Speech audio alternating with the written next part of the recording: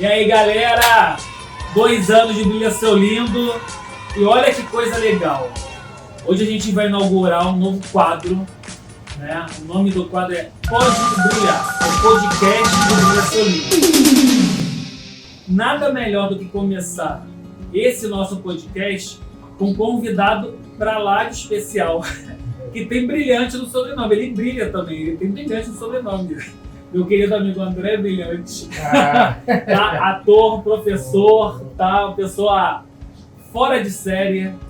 Eu acho que eu vim patrocinar esse canal, né? Brilhante. Tô sentindo, brilhante. Olha, brilhante. Eu sou pé quente, então eu vou com certeza lançar algo de muito sucesso. O Brilha Seu Lindo, quando ele estreou há 2 anos, foi dia 3 de maio de 2021, foi um dia antes da morte do Paulo Gustavo.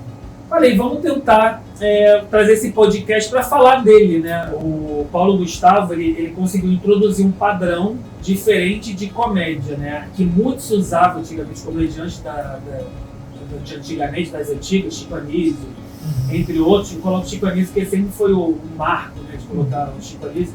Mas a coisa do humor, da comédia, era sempre em cima de alguma chacota, de alguma coisa, de alguma coisa que a pessoa vivia, ou condição social, ou tipo de cabelo, gênero, entendeu? Opção sexual.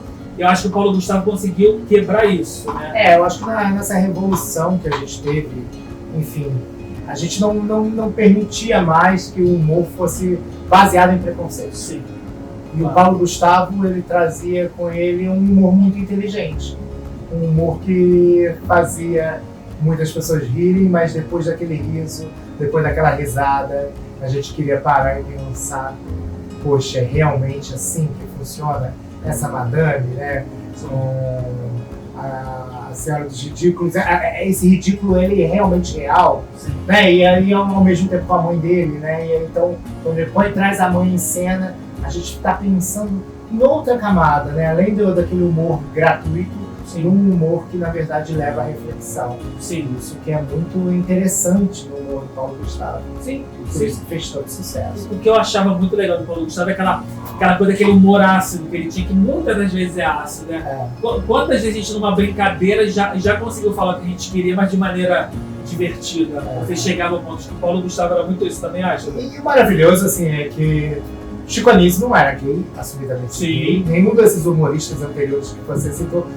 E o Paulo Gustavo se auto-intitulava gay. Sim. E brincava em ser uma personagem homofóbica, falando mal dos gays. Então trazia a discussão, acho que a gente deve muito ao Paulo Gustavo. A gente deve muito ao Paulo Gustavo, não só pelo avanço do humor brasileiro. Sim. Né? Eu acho que ele levou o humor para um outro patamar. Sim. Né? Eu acho que ele levou o humor com certeza para outro patamar, mas ele também levou questões sociais para outro patamar. Sim. Ele também foi um grande defensor da causa gay, foi um grande...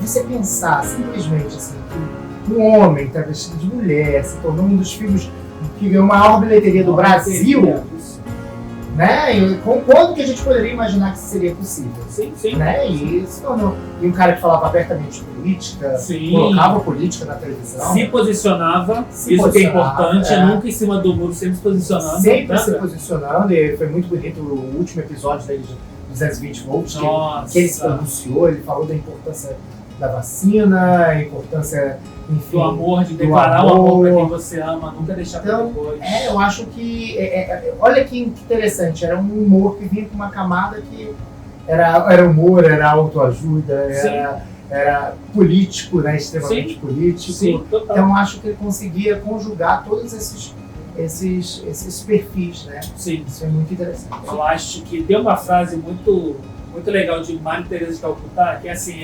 sorrir é a primeira forma de caridade que existe. Eu acho isso uma grande sabedoria. É engraçado, eu também faço muito isso, né? Eu tenho uma amiga que fala assim, você sempre faz do limão uma limonada e se der você faz uma caipirinha. E eu tento fazer essa caipirinha o tempo todo da vida. Porque eu acho que a gente tem que... Sempre vai ter um lado positivo. Sempre vai ter uma vantagem em algo que acontece na sua vida. Até uma tragédia. Quando ela acontece na sua vida, ela pode suscitar alguma coisa de algo pro bem. Sim. Então, você só basta você vislumbrar isso. Sim. Eu acho que assim, você tem duas opções. Você vai passar por aquele momento feliz ou triste. Então, eu optei por ter esse comprometimento com a felicidade. Engraçado, de vez em quando eu vejo muitos amigos meus, você tem um jeito de humor em cena, você lembra o Paulo Gustavo, a sua maneira de imitar uma mulher ou fazer um personagem feminino. E eu fico, meu Deus, eu acho uma grande honra, sim. Porque eu admiro muito a técnica do Paulo, admiro muito a forma que ele faz. Isso. Então eu acho que eu tenho grande admiração, e você se comparar a alguém que você tem admiração é muito forte, né? Sim. Né? Mas eu acho que o Brasil, né, precisava muito de um Paulo Gustavo, né? Por isso que eu acho que ele se tornou tão potente. Sim. Porque é um país que passa por muitas dificuldades, é um país com muita gente que passa muito perrengue durante o dia. E aí quando você vê um cara com um humor desse, né, trazendo humor a essa potência, você fala assim, cara, vem, a gente precisa de você. Sim. Você é o salvador da pátria. Sim. Né? E não é à toa, pessoas lindas que seguem esse canal, estão assistindo esse vídeo, que eu trouxe o André Brilhante. O André Brilhante apareceu na minha vida há pouco tempo. Eu conheci o André numa mesa de bar, que ele tava fazendo piada de tudo, então não tinha como ficar. Eu tô tão mais sério, gente. Não tinha. Eu fico tímido, É a câmera. Deixa eu voltar no próximo, eu faço no próximo vai ter uma bebida, vai ter uma caipirinha, vão ter limões aqui. Isso. E o André, eu conheci ele assim, o que dá pra ele fazer de humor, ele vai fazer. Ele vai fazer isso espontâneo. No olhar profissional da alegria, né? Eu acho que eu gosto de pensar também.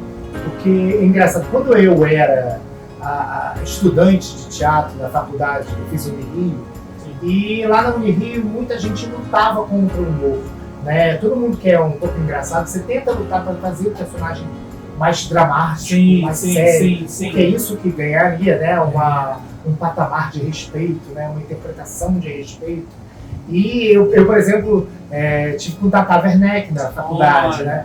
Então, com o Tata, eu me lembro muito dela entrar com esse conflito segurando essa palhaça que tem dentro dela, né? E eu acho que a gente assistiu, foi testemunha dessa grande virada, né, que o Paulo Gustavo trouxe para um outro, que os programas de humor da MTV também trouxeram, que os jogos de improvisação na TV começaram a trazer o humor para outro lugar, né? E chegaram ao ponto de um prêmio, como o prêmio Shell, dar uma indicação para o Paulo Gustavo. Isso foi uma coisa cara de humor, né? Fazendo humor.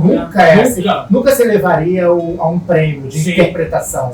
Porque o humor é quase que tem a ver com o estrionismo da pessoa. Você já é engraçado naturalmente na mesa do bar. E quando não se sabe que quando você sobe no palco para continuar tendo esse humor da mesa do bar, se exige muita técnica, se exige muito estudo.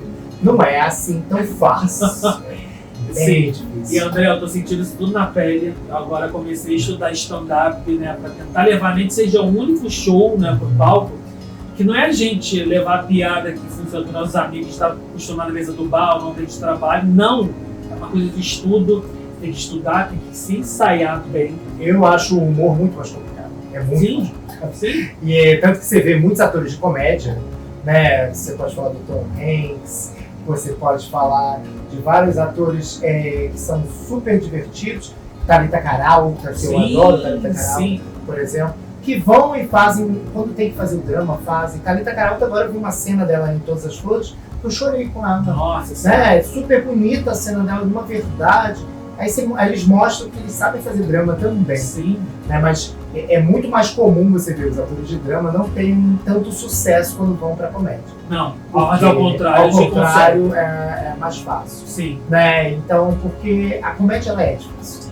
Eu tinha uma professora na faculdade que ela acendia a luz. Se a gente não tivesse rendendo, ela apagava. Ela acendia. Então você ficava numa tensão do seu corpo está pronto para justamente trazer a plateia. Né? Você tem que trazer algo realmente interessante, não tem que ter um pensamento muito ágil. Sim, né? sim, que como é Paulo tempo. Sim, ele já se antecipava.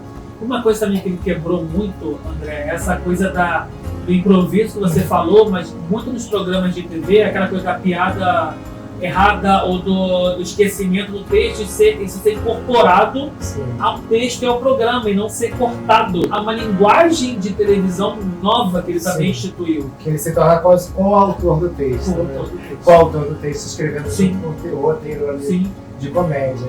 E aí isso aí caiu no gosto, né? Sim, caiu. Do público. Caiu. Que aí a gente especificamente está falando dos programas específicos da Nicola, que tinham mais esse perfil, né, até de um palco rotativo, que misturava um teatro televisionado, né, que é muito bacana, né, eles terem trazido esse formato também. Que eu acho que é um outro estilo. Sim. Eu acho que o legal do Paulo Gustavo é que ele permitiu fazer vários estilos diferentes. Sim. Né, ele não acha que é uma coisa só única. Não. Né, eu acho muito legal quando ele participa da comédia romântica da Mônica Martelli, e faz com ela filmes lindíssimos que tem. Né, A Vida em Marte é algo final, coisa da amizade que joga ali, nossa. Até hoje são compartilhados, sim, né, piada. Falando de amizade. Não, de amizade. Eu acho que ele quis. Enfim, no momento que ele estava casando, falando que dos principais casamentos que existem, que são as amizades, os encontros, né? E esses são elos que a gente não pode banalizar. Então, eu acho que... E ainda tem também, André, se a gente for trazer isso do Paulo, essa coisa também da coisa dele se casar, vou agora formar minha família, entendeu? E dane-se, a sociedade vai ser contra, eu tô com meu marido e vamos sim ter filhos. Isso é um homem revolucionário, né? Total. Eu acho que bom, eu enquanto homem gay também tenho que agradecer ao Paulo Gustavo, né? Eu acho o quanto que ele engrandece, né? Trazendo o seu relacionamento, trazendo seus filhos, mostrando à sociedade que não existe essa fantasia de que ser gay é só... existem vários tipos de gays, existem vários tipos de possibilidades de relacionamento, e ele estava mostrando uma que, né, muita gente acreditava que aquele tipo de relacionamento só era possível entre héteros. Sim. E não. E ele mostra que é possível no relacionamento entre dois homens de uma forma muito bonita, principalmente. Muito honesta, né? E que ele tem muito orgulho do marido dele. Sim. Ele tem muito orgulho de trazê-lo na mão, ele tem muito orgulho de mostrar os filhos. E é um filme lindo, o 13, em que eles mostram a personagem da mãe faz um discurso no casamento. Que é lindo. Que é lindo, em prol dos relacionamentos afetivos. E arte e vida andam juntos, né? Então, eu não consigo imaginar que o Brasil seria o mesmo se não tivesse passado por Paulo Gustavo. Passado por essa vida. Engraçado que a gente tem a diferença de um ano, né? Ele teria 45 anos agora, a gente completaria 45 anos nesse ano. Eu completei 46. Então, acho uma perda imensa, mas eu acho, ao mesmo tempo, obrigado, Paulo Gustavo, obrigado. Sim. Eu acho que graças a ele a gente conseguiu fazer muitas transformações no país, nas artes, no mundo. E, André, a gente fazendo esse parâmetro, essa ligação com ele, dele, né, que também não era só o ator, o humorista, né, o pai de família, o marido, ele tinha também aquela coisa que lutava por causas sociais, né, e após morte do Paulo Gustavo, foi mostrado vários trabalhos sociais que ele ajudava, tá, escondido, sem alarmar, sem nada, ele ajudava sem ter aqueles holofotes todos. Depois da morte, algumas pessoas se sentiram responsáveis em trazer tudo quanto ele ajudava. Né? Quanto ele ajudava. E quanto ele ajudou durante a pandemia, vários atores, empregava muita gente, Paulo Gustavo, para fazer o filme que ele fez, empregou muita gente. Empregou muita gente fazendo teatro, muita gente ao redor dele, muita gente. Então, assim, e ele, durante a pandemia, ele se tornou se sentiu muito responsável por essas pessoas. A energia que a gente destina para a vida, isso volta para a gente, isso, com certeza. Sim. Isso é a minha maior fé. E eu acho que ele acreditava em algo parecido a isso, porque ele não queria fazer disso uma grande divulgação, não queria que isso viesse à tona.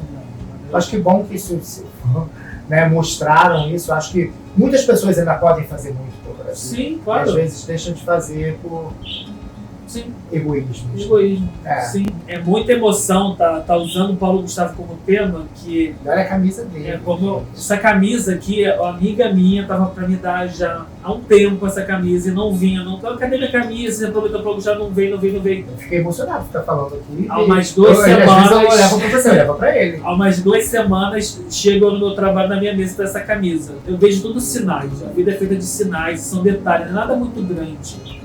Essa camisa aqui é um sinal que a vida me dá. E fala assim, cara, vai lá, cara, eu quero estar no palco. Eu não quero sair disso, essa energia. Você como ator deve saber isso. Não é? Eu acho que é muito menos vaidade. Comigo aconteceu muito menos vaidade. E eu acho que é porque era algo inevitável. Eu me formei em técnica eletrônica e fui parar no teatro. E aí eu que era inevitável, assim, eu vindo de uma família pobre, minha família não queria de forma nenhuma que eu fosse no teatro. E quando eu senti que era algo que eu não conseguiria evitar, não ia conseguir parar.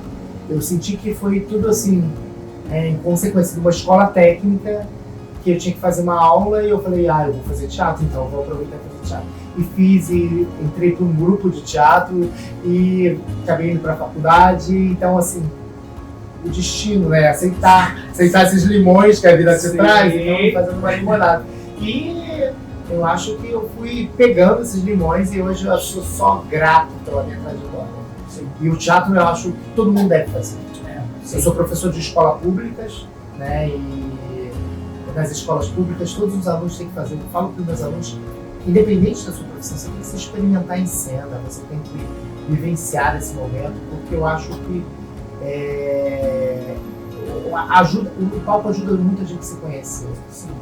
O palco ajuda muito a gente a se perceber, né? Eu acho que nos coloca num lugar de risco muito grande. Sim, total. Mas é um risco que é saudável. Sim. Né? Um risco que ao mesmo tempo é risco, mas é seguro, né? Sim. Então é um risco que todo mundo deve experimentar. Eu tô correndo atrás desse prejuízo. Agora é difícil, né? Que eu tenho essa coisa de timidez, usa essa coisa de conversa e de rir bastante pra trabalhar isso, mas no fundo eu sou muito tímido. Todos somos, eu sou tímido pra caramba. Você tô morrendo de vergonha. Eu tô mesmo, eu fico me percebendo assim, porque tem muita luz, né? Muita câmera. Muita câmera. Aí eu fico assim, meu Deus, eu fico tentando pedir, sou natural, sou ator há tanto tempo, tem que parecer natural. Mentira, eu tô suando aqui dentro da cabeça, não faz ideia. Então, mas é porque senão fica natural. E eu luto contra, eu acho que com o teatro eu aprendi a domar essa timidez. Sim. A domar, a controlar. Se eu tiver que fazer uma palestra, se eu tiver que dar uma aula para muitas pessoas, se eu tiver que falar aquilo que eu estou falando, eu domo. Né? Mas dizer que perdi a timidez não é. Por isso que eu não gosto de falar muito, o teatro, né, faz você perder a timidez. Não é isso, faz você controlar. E eu acho que é um verbo melhor. Porque eu acho até que ter essa timidez e ver a coisa do medinho, frio na barriga de tudo, é válido. Sabe uma coisa? Eu acho assim, o medinho diz respeito ao ser a responsabilidade que é estar ali. Isso. Então toda vez que eu estou para entrar em cena, que eu tenho medo pra caramba, toda vez que eu estou para entrar numa aula que eu tenho medo, diz respeito ao ser a responsabilidade que é estar ali. Sim. Então eu sei quanto grande, então eu levo a coisa com mais seriedade. Então eu me dá medo. Olha quantas responsabilidades. Falar pra esse cara que eu admiro. Eu conheço há pouco tempo, mas a admiração é de André para André. Mas ter a responsabilidade de participar do seu canal, né? Obrigado. Ser um presente inaugurando esse quadro. Pode brilhar, ó. E ainda falando de Paulo Gustavo, gente. Ai, caramba! Eu acho que foi todo... Eu quase me arrancando os poucos cabelos pretos, os brancos.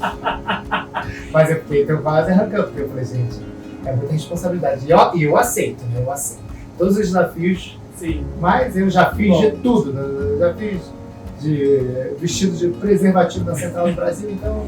Gente, só um adendo, tá? Eu tive a honra de passar alguns dias de carnaval com essa pessoa aqui na minha frente. Ele é do tipo de pessoa que cada dia tem uma fantasia diferenciada, tá? E um personagem, mas não é só fantasia, não, tá? É a maquiagem como ele fala, tem um tipo de fala, de jeito de falar específico e gesticular para cada personagem, para cada dia de carnaval. Esse é André Brilhante. Seu folião, né? Leva seu teatro pra rua, né? E vai brincar o carnaval. É isso aí, eu acho que a vida é mais gostosa se for assim, né, gente? Se a gente for levar tudo a ferro e fogo, eu acho que é engraçado. Eu tenho uma amiga que eu falo assim pra ela: poxa, gente, eu falo assim, será que eu nunca vou amadurecer? Eu sou sempre essa criança que tá brincando o tempo todo. Poxa, eu tô com 46 anos, eu não vou amadurecer nunca. Ela fala: mas eu acho que essa infância que eu mantenho acesa, ela me protege, né? Ela me protege da vida, né, mesmo? Eu acho que a vida... Eu acho que quem se torna muito adulto envelhece de uma forma muito cruel. Muito cruel. Eu acho que isso que você falou da maturidade, né, desse nosso lado infantil, eu tô 42, vou ter 43, tem isso muito forte, muito enraizado. Mas eu acho que quando a gente faz esse parâmetro de amadurecimento, eu acho que compõe a nossa coisa do amadurecimento, a gente não deixar morrer esse lado infantil. Ter ele, em algum momento, em alguns momentos, isso é questão de muito amadurecimento. Porque as pessoas às vezes se tornam duras, sabe? Sem expressão, sem emoção. Porque acham que ser adulto é não ter isso. Não, ser adulto é outra coisa. Você está envelhecendo com mais anos, mais experiências, mais vivências. Mas onde está dito que esse lado infantil está morto, tem que estar lá atrás? Isso se conecta com tanta coisa. Eu acho que a gente pode, enfim, gastar horas aqui falando. Sim, vai ficar pro próximo, pode. Porque eu acho que quando a gente liga a infância... Por que a gente vai falar de infância quando a gente falou de humor? Sim. Né? Então essas duas coisas são muito próximas, né? E são dois lugares que a sociedade nega muito, né? Sim. Então quem é muito infantil, né? Ah, você é infantil, você está falando que alguém não é, enfim... Adulto, sério, suficiente, maduro, sim. Então responsável, o seu palhaço é sempre uma tentativa de desmerecer a pessoa. Sim, desqualificar. Desqualificar. Então, estão todos dois no mesmo caminho, né? No mesmo saco. Quando, na verdade, a vida tenta forçar esse formato de vida, tenta forçar as pessoas a serem sérias, sem humor, né? E tentam ser as pessoas mais adultas, né? Então... Sim. André, para encerrar, a gente já se alongou bastante. Vou fazer uma pergunta aqui, que no especial 220 Volts foi o último que foi passado na Globo, né, antes do falecimento do Paulo Gustavo, que foi em dezembro de 2020, quando ele fala que rir é uma ato de resistência. Quando veio a morte dele, a primeira coisa que a gente lembrava era de toda a negação que teve na compra da vacina, a negação da Covid. Se tivesse sido feito de maneira mais rápida, ele podia estar vivo. A gente sabe também que tudo acontece como tem que acontecer, que na hora que ele tinha que ir nesse momento. Acho que ele era uma pessoa muito avançada, né? E era esse o tempo que ele tinha que ir. Mas quando ele coloca essa frase, rir é um ato de resistência, e fica ali com mensagem final de ano, que você vê no especial da Globo, que a Globo exibiu, eu vou trazer essa frase para cá e te perguntar: rir é um ato de resistência? Quanta resistência. Eu acho, enfim, eu fiquei emocionado junto com você. Mas eu fiquei pensando nesse especial, eu fiquei pensando quanto que ele teve que convencer tanta gente a botar esse especial no ar. Quanto que ele teve que convencer que esse texto precisava ser dito e editado e entrar no ar. Eu fiquei pensando, no momento que ele gravou, a pandemia ainda estava muito em alta. Não tinha nem previsão de vacina. Nem previsão de vacina, então ele estava gravando aquilo ali com uma pandemia alta. Imagina o quanto sacrificante ele fez questão de fazer. Então, eu fico pensando no Paulo Gustavo, que comprou, enfim, muito oxigênio para Manaus, numa época que o governo, enfim, as políticas públicas não pensavam em salvar seu próprio povo. Então, eu acho tão simbólico o fato de rir é resistência, sempre vai ser. Eu acho que a gente mostra que a gente vai continuar com o nosso mesmo rosto. A gente vai conseguir resistir com o humor. Mesmo em tempos sombrios, mesmo em tempos que não dá vontade de vir, né? Que bom que ele continua existindo durante, atravessamos tempos sombrios com ele. Sim. Né? Tivemos Ele, a companhia. A companhia dele nos fez sobreviver de uma forma melhor. Como a gente viveu nessa época de pandemia, né? Só porrada, só negação. E você tirar isso, não, vamos rir, vamos levar também na esportiva. Vamos lá que a gente vai sair dessa. Vai ajudar. Eu vou conseguir fazer resistência na televisão, né, em todas as mídias sociais. Eu vou conseguir fazer resistência através do cinema. Eu vou conseguir vencer, por mais que as forças sejam contrárias. Isso aí. E através do humor. Então eu acho que ele nos deu uma aula do que a gente pode fazer. Né? A potência e o poder do humor. Já que você trouxe a palavra aula, eu vou te agradecer por essa aula que você deu, essa parceria linda. Gente, é uma honra poder ter André Brilhante. Quero voltar. Ele vai voltar. Quero voltar a contar a história. Tem muita história engraçada pra contar, gente. Obrigado. Tá vendo? Foi muito bom contar aqui com você. Obrigado. Obrigado por estar participando. Para mim é um momento muito importante, esses 2 anos que está esse canal do ar, que eu estou indo por esse caminho do stand-up, de trazer isso, estar subindo no palco. Você é um cara do teatro. Sucesso. Eu acho que... Sucesso por ele é seu lindo. Eu acho que é isso. Só tenho a agradecer a você.